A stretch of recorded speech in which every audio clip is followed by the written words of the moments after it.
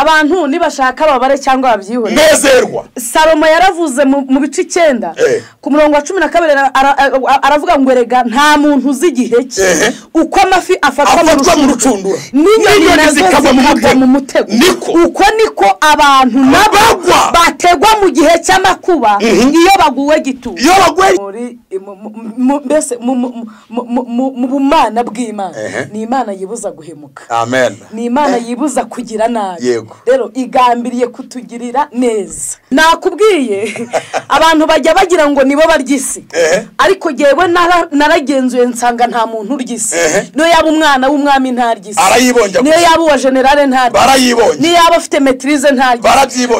Barayibonye kuko imyaka umuntu abaho aba yarabongeje isi. Wayibongereje mu Bwongereza wajya kuyibongereza igisebe waba kuri pisine wajya ku nyanja y'Ubuhinde n'ukubonge wajya ku nyanja y'Abahinde wajya kuri risi mu ndege wajya ujya kuri ranch Dubai uri kwibongisi ariko yizagutamira imyaka n'imyaniko cyane aho nta uzagutelefona aho nta uzaguha ubutumwa. Nkuko bibona rero kuri uyu munsi twagize umugisha ukomeye wo kubana n'umukozi w'Imana inshuti yacu yakadasohoka mushiki wacu dukunda turi benshi Ikirezi Esther. Uraho? Yesu ashimwe cyane. Tunejejwe no kukubona hano. Tukwifurije ikaze n'imigisha iva ku mwami wacu Yesu. Amen. Ndagira ngo nibura abantu badukurikiye bari bagukumbuye ushobora kubasuhuza. Abasuje mu izina rya Yesu. Barakwishimiye cyane barambwiye ngo bakunda ijambo rikurimo kandi bagakunda ko uvuga ibintu bigaragara ko byuzuye umutima. Yego. Kandi abanyarwanda n'abahanga baravuze ngo kuzuye umutima gasesekara ku munwa. Nubwo nge ntajya mbyemera cyane. Shobora kumbaza impamvu ntabyemera cyane 100% nuko hari igihe umuntu agusekera ariko umutima harimo ibindi ngahita ko gukunda mu mutima mu mutima rusibana cyangwa se akakwigira inshuti ifafite icyo ashaka iyo amaze kukibona bikaguhinduka ukundi ntekereza ko ngo akare ku mutima tabari kagaragaje ahubwo akari ku mutima akamenya nyirako ariko nanone iyo umuntu yizihiwe akanabigaragaza biba neza cyane burya amarangamutima kenshi na kenshi ajya kunda kuganza imba mutima z'umuntu zikaza hanze ariko cyane cyane iyo ushorewe na mwuka wera bituma hari ibintu byinshi usobanura kandi bikumvikana. Tuguhaye ikaze rero hano kuri kamera zacu. Murakoze cyane. Yego. Imana ibahamugisha. Hanyuma amakuru y'iminsi. Imeza cyane. Mu minsi ishize ntabwo twaguherukaga waruhugiye mu duki. Navuze ngo nayo naragiye nayo tiramba. Wari waragiye nayo tiramba kandi ubushize warabitubwiye. Mushize bwo twaherukaga kuganira wigeze tubwira ngo wari waragiye ariko nayo tukundayo. Ndakunda. Ariko uvuze ngo nayo tiramba abantu badukurikiye bashobora kutabimenya. Bibiliya ivuga ko ari baba babahanuzi. Iwabo babahanuzi. Ni baba abantu basenga buriya nujya mu yita tujye umenya kuri baba babahanuzi. None se nta kintu Imana yakuntumye hose. Izatugirira neza.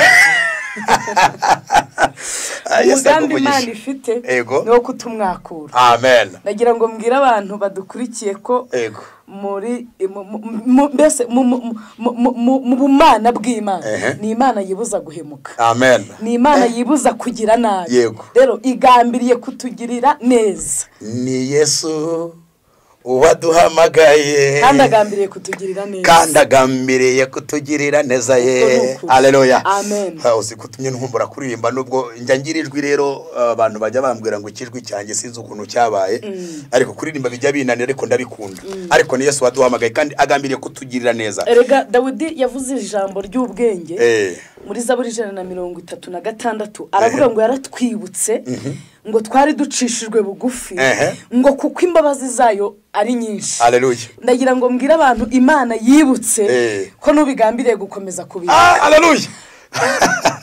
Mu mugambi ifite nta kintu kitangira corona ntiyayitangira.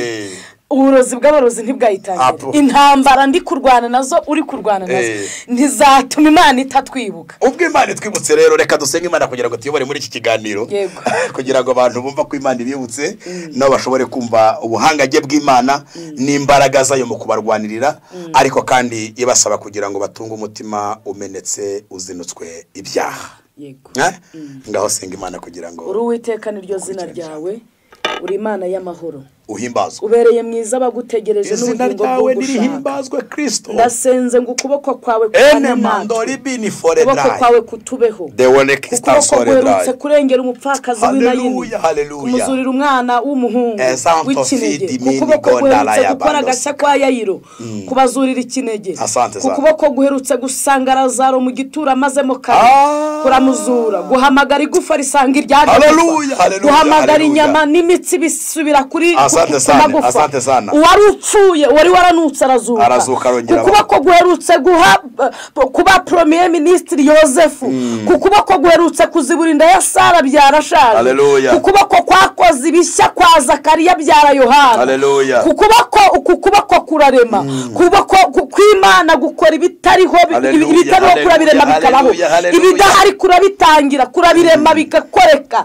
Imana ishimwe umuntu wese uduteza amatwi ndamusengeye ngo ukuboko kw'Imana kumubeho ukuboko kw'Imana kumuganze ukuboko guherutse kwicaza ku ngoma y'ubwamikazi ukuboko kwakijije abayuda amaboko y'abanzi babo ahubwo kubahesha kubagiraho ububasha ukuboko kwakinguye ijuru Stefano bari kumutera amabuye ngabona ari kingutse anezererwa no gutaha muri icyo gihugu ukuboko guherutse kurakora Sadura Kamishaki Abednego kandi umwanditsi w'ijambo yaravuze ngo yaturokoye urupfu rukomeye ruto na n'uyu munsi iracyaturokora dushimira Imana ko amaboko y'Imana yacu ari maremare Dawidi yaravuze muri Zaburi aravuga ngo marayika w'umwami Imana ngo abambira amahema ku gota abantu bamwubaha Imana ishimwe aravuga ngo imiguzu y'intare ibasha gukena no gusonza ngo bategereza Imana ntakiza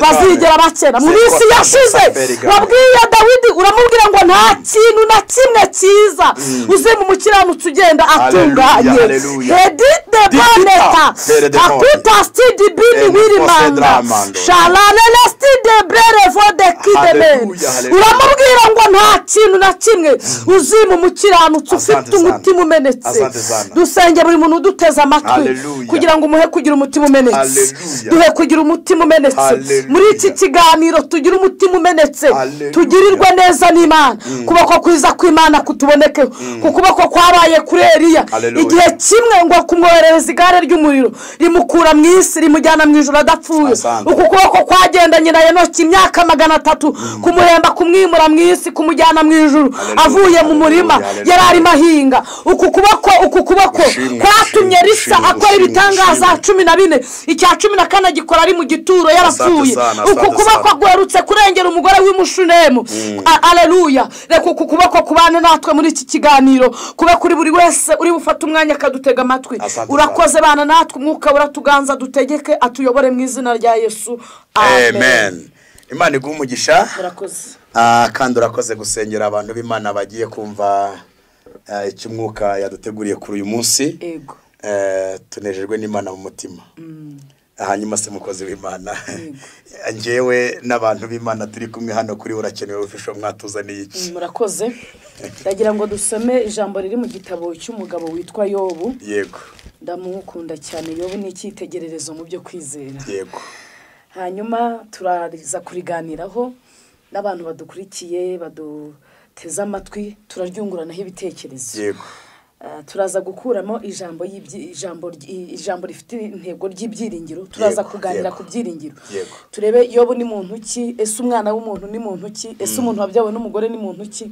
kuko hari ibintu abantu biringira batista abantu biringiye PhD abantu biringiye ko batuye mu bihugu bikomeye abantu biringiye ko bavuka mu miryango ikize abantu biringiye ko ari beza abantu biringiye ko ari ibisabo abantu biringiye ko ari amabogari abantu biringiye ngo ko batwika bakamanuka neza rwose abantu bafite ibintu biringiye amafaranga ari bloke mu makonte yabo biringiye akazi keza bafite ariko tugiye kureba uyu muntu wiringiye ibi bintu byose biringiye ko ari n'abatoni kwa basebu yego rwose tugiye kureba uyu muntu wabyawe n'umugore ibi bintu mvuza yiringiye icyo bizamumarira turebe n'undi muntu wabyawe n'umwuka wera mbese nka kwa kundi Yesu aherutse kubwira Nikodemo kibyarwa n'umubiri nacyo n'umubiri ariko kibyarwa n'umubiri nacyo n'umwuka Imana ishimwe na kane haravuze ngo umuntu wabyawe n'umugore arama igihe gito kandi cyuzuyemwo umuruho agakenyuka avuka ameze nk'ururabyo maze agacibwa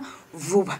Dusimbuke 7. Haravuze ngo rega haracyariho ibyiringiro yuko igiti iyo gitemwe cyongera gushibuka kandi kigira amashami y'ibitonome nubwo umuzi wacyo uzazira mu butaka n'igishyitsi cyacyo kigahera mu mukungugu iyo cyumvise amazi cyongera gushibuka kigatoha nk'igiti kikiri gito. Ariko umuntu we arapfa akagendanira ko n'ukuri umwuka w'umuntu urahera ubwo akaba ari he?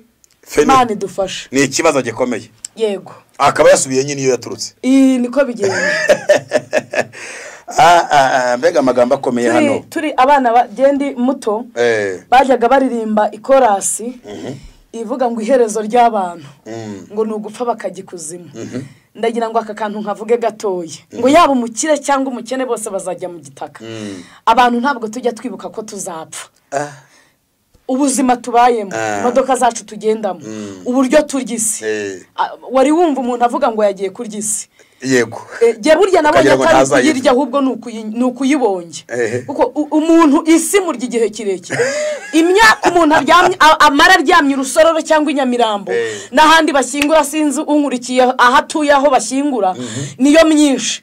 Ni nayikomeye. Amara imyaka myinshi mu gitaka kuruta uko ayimara ku isi. Yes, amara imyaka myinshi mumva kuruta iyamara mwisi. Muri make bari kwibonga isi ariko no yiteguye kumurya igihe kirekire. Yiteguye kumurya igihe kirekire. Impamvu imurya igihe kirekire nuko ahantu nta ugutelefona. Ahantu nta ushobora kugusura. Tekereza ahantu umushumba ajya abashumba bariyo ntibamenye ko yaje. Tekereza ahantu muririmbyi wahogozagaje. Abaririmbyi bamutanze yo ntibamenye ko yaje. Tekereza ahantu umuvuga butumwa wikirangirira. Tekereza ahantu ba Michael Jackson bagiye abastari mwisi bari babahatari. Tekereza ahantu ba Bobo Marire bagiye na ba Lucky Dube ba Michael Jackson ntibamenye ko baje. Na ubundi abantu ntibakibeshye ngo barimo bararyise barimo bayibonye. Tekereza ahantu abantu byihebe kabuhariwe ba Osama bin Laden bagiye ntibanagaruke ntibamenye ko babasanze. Ubundi sinzi umuririmbyi umwe mu Rwanda wavuze ngo nta mukuru bikuzimu. Hanyuma ndagira ngo abantu bakura amaso kubishira ku bintu bimeze nk'uburabyo kuko n'ubu buzima ni imitekerereze bafite n'imibare babara naho bifuza kugira bateganyemo n'urupfu. Yego, bateganyemo no gupfa. Ejo nabwiye umuntu cyangwa ejo bundi ndamubwira ngo imyaka tumaze imyaka umaze Batista iyo maze turayizi ariko iyo dusigaje ntayo tuzi. Niyo mpamvu umuntu w'umunyabwenge barutse gusoma ijambo rirambwira ngo haracyasigaye igihe gitoya ngo kandi uzaza ntabwo azatinda ngo ariko umukiranutsi bazabeshwaho no kwizera ngo asubire inyuma ariko nasubira inyuma umutima w'Imana ntabwo uzamwishima. Imana iturengere. Ndagira ngo mbwira abantu badukurikiye ko hasigaye igihe gito kandi uzaza ntabwo azigera ati. Ariko tugaruke kuri aya magambo twitonze. Tugaruke kuri Yobu. Imana umugisha cyane. Wabyawe n'umugore. Aya ni amagambo ya Yobu bwe. Yego. Yararimo ahinyura amagambo y'inshuti ze zamushinjaga ibyaha. Yego. Ageze kuri iki gice aravuga ati rero mwabahungu ndabizi mumaze igihe munshinja ibyaha. Yego. Rimwe na rimwe mwampagaze ku gakano mumfatira imyanzuro ishoboka n'idashoboka. Yego. Ariko ndagira ngo mbibutse ko mutavutse ku cyuma mwavutse kubw'umugabo n'umugore. Yego. Kandi amaherezo y'umuntu wabyawe n'umugore dore uko ateye arama igihe gito. Ndagira ngo twumve kuri iki gihe umuntu arama. Yego. Ni igihe kingana iki wakumva kuramye? Ni imyaka 100 se? Imyaka 100 uhagera nawe uri kibazo. Uhagera waramaze gutakaza indangagaciro. Nawe nabagutunze mu rugo warakwinubiye. Ngo utekereze ikintu uri muharanira. Kandi icyo gihe cyose umuntu ariko yiratana ngo ni icyaha ni igihe cyuzuyemo umuruho ngo yarangiza agakenyuka.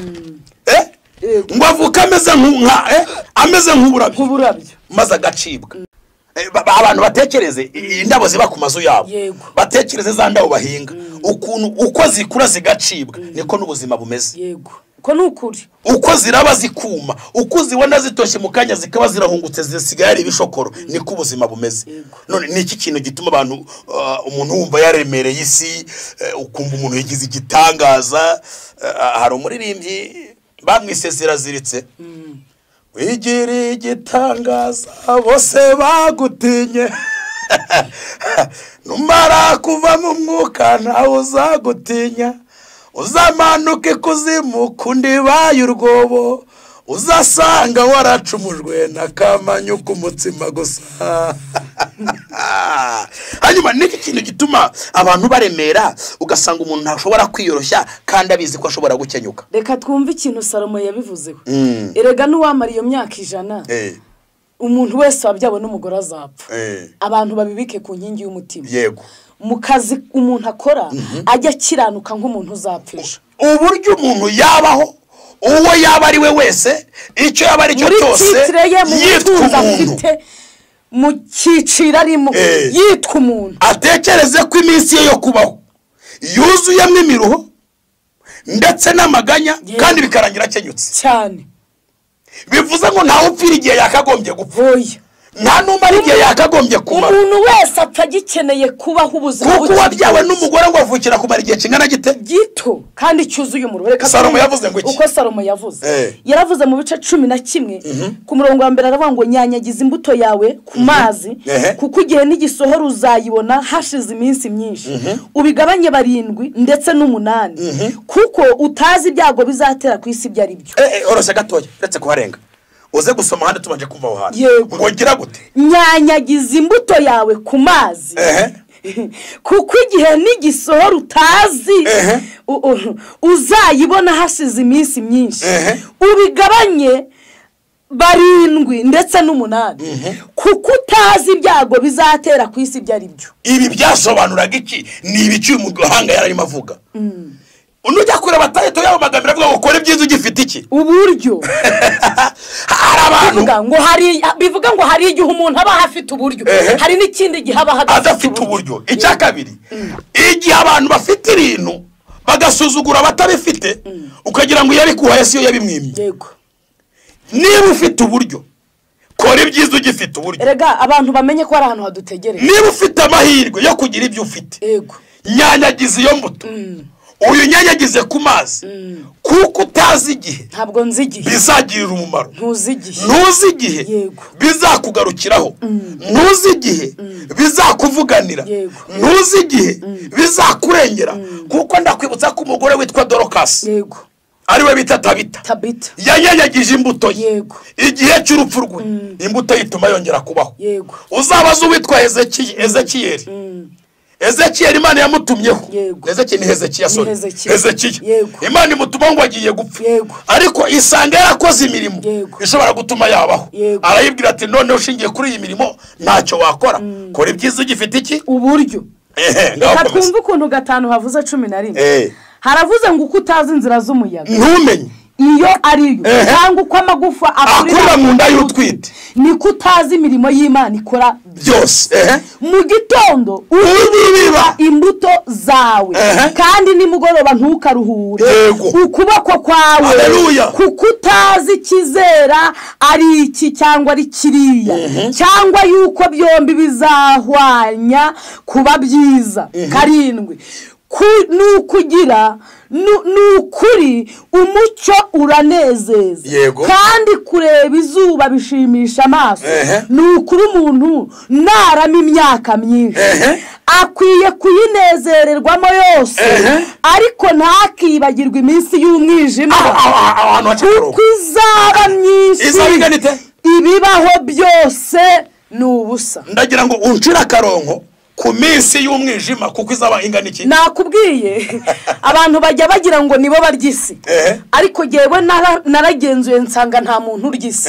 Niyo yaba umwana w'umwami ntaryisi, niyo yaba uwa generale ntaryisi, niyo yaba afite maîtrise ntaryisi, barayibonye. kuko imyaka umuntu abaho aba yarabongeje isi wayibongereje mu Bwongereza wajya kuyibongereza Igisenyi waba kuri pisine wajya ku nyanja y'Ubuhinde ni ukubongeza wajya ku nyanja y'Abahinde wajya kuri risi mu ndege wajya ujya kuri ranch Dubai uri kwibongeza ariko yizagutamira imyaka n'imyaniko cyane aho ntawe uzagutelefona aho ntawe uzaguha ubutumwa ahantu uzagera nta SMS oya Salomo yarabivuze ngo iyo umuntu apfuye umwuka w'umuvamo imigambi ikagira gute igashira. Reka tuhasome haravuze ngo ni umukungugu n'umukungugu ugasubira mu mukungugu uko wahoze n'umwuka ugasubira ku Mana yawutanze nuko umubwiriza aravuga ati ni ubusa gusa nta kamaro byose ni ubusa. Hanyuma rero reka tugaruka kuri iki kintu turi kuja ngo rifite ngo kora ibyiza ugifite iki ugifite uburyo amahirwe arahari yo kuba wakora neza amahirwe arahari yo kuba wakubaha Imana amahirwe arahari uyu mubwiriza umuhanga Salomo wahumekewe n'Imana ikamuha ubwenge ndagira ngo twibutse abanyabwenge biyita abanyabwenge ko badafite uburutu bwa Salomo n'ubwami bwe nta n'ubundi bwami buzabusimbura. Erega Salomo yaravuze mu bice 7:4 aravuga ngo umutima w'abanyabwenge nguri mu nzu y'imiborogo nta nubwo nshaka kumva ubwenge abantu bafite icyo ubwaribwo kuko iyo baherutse no kuvuga ngo kubaha Uwiteka nibwo bwenge kuva mu byaha niko kujuju ariko ngo umutima y'abanyabwenge iri hehe iri mu ngoro y'umuborogo nubwo rimwe na rimwe twibwira ko bagezeyo ariko bafite uduhinda turutu twufite nuko bananiwe kubaha Imana bafite imfura z'uduhinda n'ubuheta bw'uduhinda kubera iyihe mpamvu iyi si irabakura ngo bayikunde bakayibonjamo bakazi ko itazabishyura kandi burya barayibonjaho gatoya mu kanya iri hafi kubamira bagira ubwenge bitegure bamenye ibintu bikwiriye. Uyu munyabwenge Salomo yavuze ngo ndagira ngo aya magambo tuyatindeho twitonde ngo ubibe imbuto uyanyagiza imbuto yawe ku mazi kuko igihe n'igisohora uzayibona hashize iminsi myinshi. Agarutse ku murongo haruguru gatoya aravuga ngo kutazi inzira y'umuyaga ntumenye uko amagufa y'umwana akorera mu nda niko utamenya inzira z'Imana ikora bingahe byose muri byose harimo kukugirira neza muri byose harimo kugutikura muri byose yakuzamura muri byose yakumanura muri byose yakubahisha muri byose yaguteza ikibazo kugira ngo ikwigishirize hisi. Erega iyi Bibiliya yarambwiye ngo Imana irica igakiza none itera uruguma yabishake kanarwomora ishiri kuzimu yaranyuze igakurayo irakenesha yashaka igakenura. Haleluya. Niki washingiraho uyigomekaho umva yavuze ngo noneho rero niba ubonye amafaranga ukabugize amahirwe yo kujya kunezererwa i Dubai ukabona akazi keza yo kujya na China bikaba ngombwa kujya kuruhukira Amerika muri yose muri state runaka ukenjoyinga y'ubuzima Bibiliya yavuze ngo ujye ubara. Erega umva ukuntu yavuze abantu nibashaka babare cyangwa babyihore nezerwa. Salomo yaravuze mu bice 9 ku murongo wa 12 aravuga ngo erega nta muntu uzi igihe cye uko amafi afatwa mu rucundura n'inyoni zikagwa mu mutego uko niko abantu nabo bategwa mu gihe cy'amakuba iyo baguwe gitumo bivuga ngo buri muntu wese yatungurwa n'iki batateganya. Hanyuma ku murongo w'10 aravuga ngo umurimo wawe werekeje ukorana umwete. Haleluya. Ikuzima uzajya nta mirimo nta migambi habe no kumenya habe ibintu byose uri mubara ibintu byose uri mutekereza ibintu byose wibwira sawa wabonye amafaranga okay wasohotse wagiye muri hoteli nziza sawa noneho Bibiliya yavuze ngo iminsi yose uzamara mu isi ngo ujye unezerwa uyinezererwemo ariko mu gihe uri kwenjoyinga uri kuri pisine igihe ubona bagaramye kuri pisine wenjoyinga igihe ubona basohokanye umugore w'abandi muri hoteli runaka igihe ubona mwagiye ku mazi runaka muri konjoyinga umucanga mujye murabara n'iminsi y'umwijima ngo kuko iminsi y'umwijima izaba myinshi. Ibishaka kuvuga iki? Igihe cyose umara unezerwa mu isi niko n'imibabaro yawe ingana kandi urebye none imibabaro iba myinshi kuruta umunezero. Ikintu gikwiye kuruta ibindi muri byo nukubaha iki ukubaha Imana kuko muri Yobu twavuze yavuze ngo erega muri ibyo byose hariho ibyiringiro. Yego. Sifa kwa Mungu. Haleluya. Hariho ibyiringiro yuko igiti gitemwe. Niyo gitemwe. Yego. Ariko reka nkubwire burya ibiti byose ntabwo bitemwa. Ibiti byatemwe byose ntabwo ariko bishibuke. Urumva? Ntabwo ibiti byose bitemwa ngo bishibuke. Buriya ntabwo bitemwa ngo bishibuke. Abantu batazahagarara kuri ijambo ngo bizongera gushibuka nyamara ibiti byose siko bigize gute. Ntabwo ariko bishibuka. Ariko nubwo bimeze bityo ngo niyo umuzi wacu usazira mu butaka iyo cyumvise amazi. Uzi ko igiti cyitwa Dawidi cyashibutse ariko igiti cyitwa Samusoni nikigeze gishibuka. Nibyo se cyane rwose. Kandi umusatsi warongeye kumera. Ariko se warongeye kumera none niba warongeye kumera kuki atakomeje ngo yica Abafilisitiya ngo yongere yandika andi mateka make ngo yapfanye nabo umunsi wa nyuma. Ariko buriya iyo gishibuka neza uko giye mbitekereza muri mind yanjye yari gukomeza akabica urubozo. Nuko ngo misiyo y'Imana yagombaga kwica Abamidiyani Abafilisitiya akabatsemba kandi akabaho cyane. Ariko kubera kurangara kubera ko yabaye igiti kidashibuka cyatemewe rimwe ariko igiti cyitwa Dawidi cyaratemwe kirongera kirashibuka. Yasambanyije umugore wa Uriya ariko imugirira ibambe. Amaze gupfa igiye kurimbura Salomo yibuka ko yajyaga ibana n'umukambwe we Dawidi. Iramubwira ngo mba nkwishe nkakugenza nkuko nagenje abandi. Agiye kwica Abiyatari mutambyi. Yego. Ariko ndabyibutse. Ibereho wibereho wongere wibereho kuko nabanye n'umukambwe. Ejo bundi mu gitabo cya mbere cya Samweli imbaraga z'Imana igiti cyatemwe kuwitwa Uza. Yego. Kimukubita urushya ahita apfa ako kanya. Erega n'ejo bundi cyaratemwe kuri Herode ngo akubitwa urushya ajoga inyo. None uko Herode yapfuye uko Uza yapfuye ntabwo ariko byagendekeye witwa Obedidomu yarakubiswe n'ubukene ariko iminsi yamaze mu bukene yakira isanduku y'Uwiteka ubuzima burahinduka igiti kirashibuka.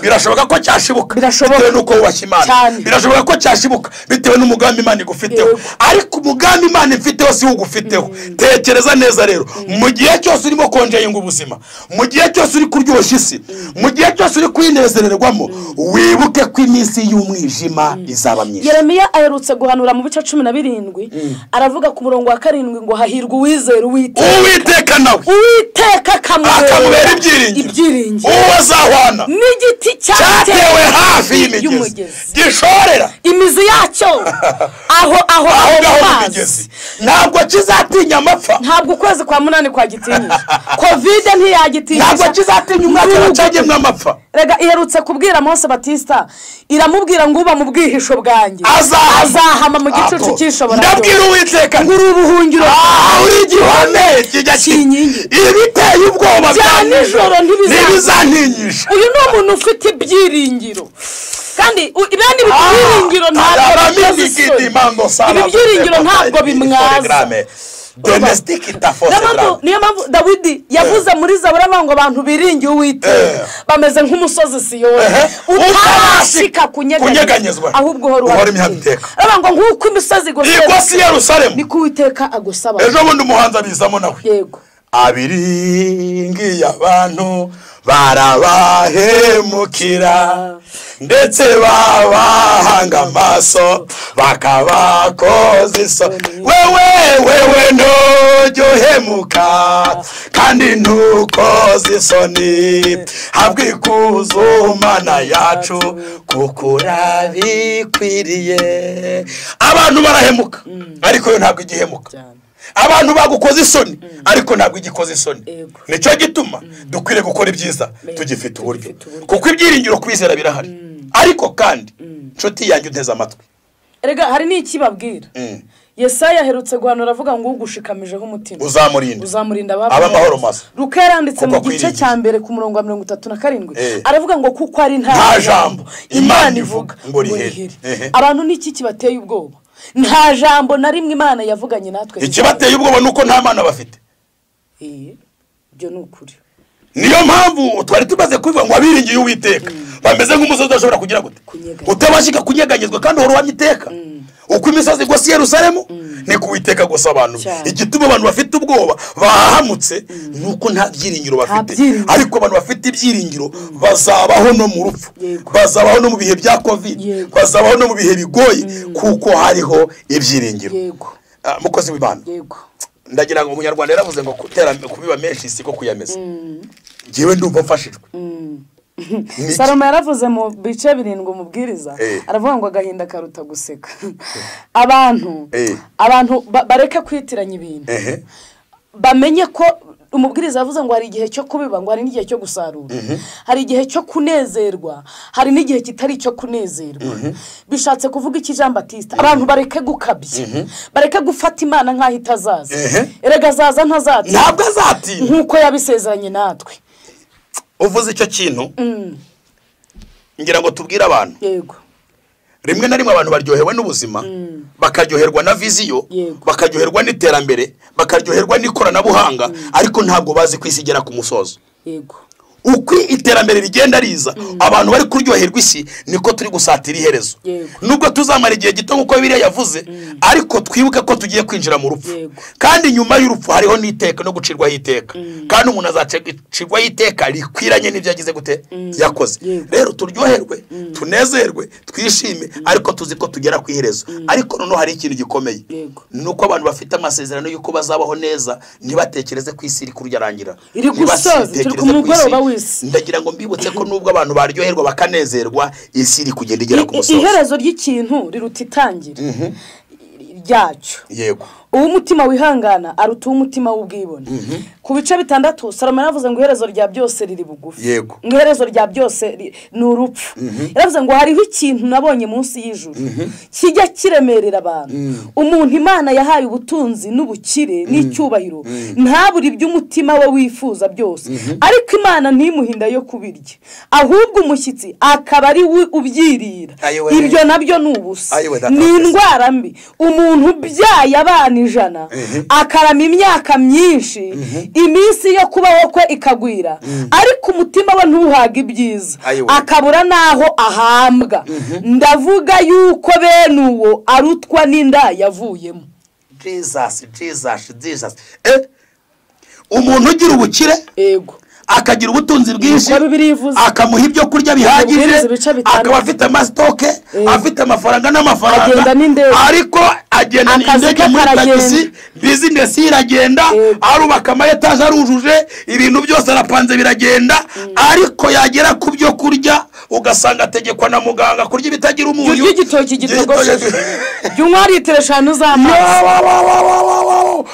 mbega abantu bararikira mbega ibintu abantu bahiga yamara kubibona akabuzwa no kubirya Bibiliya iravuze ngo noneho ngo nuwagize mugisha akabyara abana yarangiza akanabaramiramo ngo ariko ntahazwe ntanyurwe nuko abayeho ntanyurwe nuko abayeho ntanyurwe n'iby'Imana imuhaye ngo bene abo bantu barutwa n'inda yavuyemo kandi iyo imagine kubutekerezwa nka inda yavuyemo yego noneho byongera ko umuntu afite ibyo byose atubaha Imana ni igihombo gikomeye ku murongo w'9 w'ibice 5 haravuga ngo ukunda ifeza ntabwo ahaga ifeza n'ukunda kunguka byinshi nawe nuko ibyo nabyo nubusa bakunda ifeza ntizizagwira iyo bazifite abakeneye ibirenzeho iyo abonye iki abakeneye gisumbyeho iyo yambaye iki abakeneye na kiriya iyo avuye kuri baze abakeneye rishe iyo avuye kuri rishe abakeneye ibindi ntazi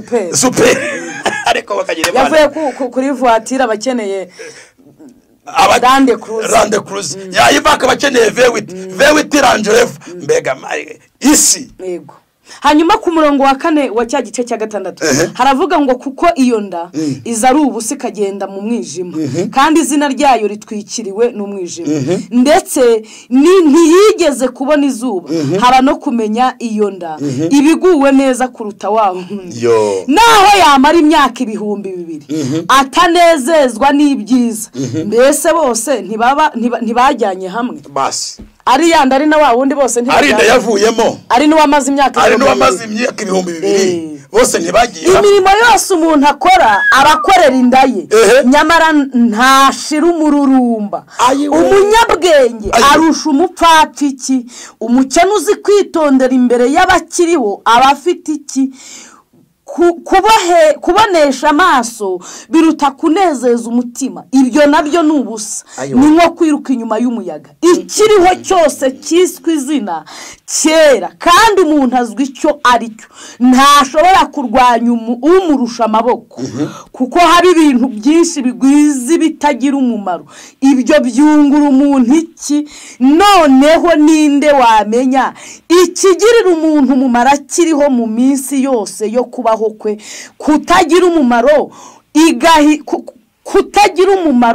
igahita nk'igicucu ninde babasha kubwira umuntu ibizaba munsi y'ijuru mu nyumazi ninde umva mukozi w'Imana uzi gupfa ufite diplome ntigire ikimarira umwana wawe ugapfa ufite perime ntigire ikimarira inshuti yawe ugapfa ufite amafaranga ntibaguhe n'inote y'ijana tugiye gusenga ugapfa warize ufite amadigiri n'amadigiri ufite profesora ariko ntubiraga umwana yego akaba ari ntawe byagira icyo bimarira none ngo ibyo umuntu akora byose abakorera inda ye ariko none kuba utanyuzwe none ukorera inda yawe yego byica nabi kurushaho byose n'ubusa bene da reka dusenga Imana ndatangajwe n'aya magambo ndagira ngo mbikutse kuko gukora ibyiza ugifite uburyo kuko ibyo abantu baharanira byose ni ubusa kandi iminsi dufite kuri iyi si ni iminsi mike kandi yuzuye n'imiruho ndetse n'ibyago kandi iyo minsi yarangiza kutwuzana namwe imiruho n'ibyago bikarangira umuntu akenyutse erega isazi nzimiruti ntaripfuye